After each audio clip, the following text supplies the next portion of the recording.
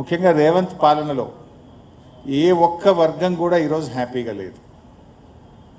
అది కార్మికులైనా, పారిశ్రామికవేత్తలైనా, అది auto డ్రైవర్లైనా, taxi డ్రైవర్లైనా, చిరు వ్యాపారులైనా, అన్ని వర్గాలు కూడా ఈరోజు రేవంత్ పాలనలో ఇబ్బంది పడుతున్నటువంటి పరిస్థితి మనం చూస్తూ ఉన్నాం.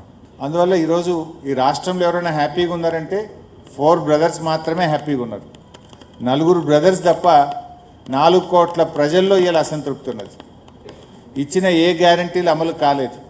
ప్రజలకు ఇలా ఒక బ్లాక్మెయిల్ రాజకీయం రాష్ట్రంలో చూసినట్టయితే ఒక అరాచక ప్రభుత్వం రాజ్యం వెళ్తున్నటువంటి పరిస్థితి.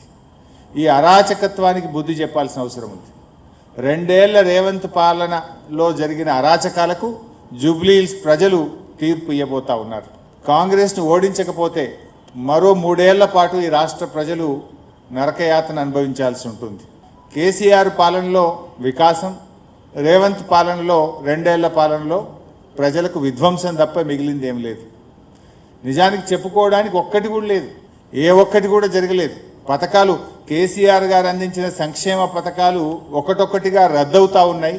ఒకటొక్కటిగా చెప్పకుండానే వాటి అమలు నిలిచిపోతూ ఉంది తప్ప కొత్తగా వస్తున్నటువంటిది అయితే ఏమీ లేదు. ఈ ఎన్నిక వికాసానికి విధ్వంసానికి మధ్య జరుగుతున్న ఎన్నిక.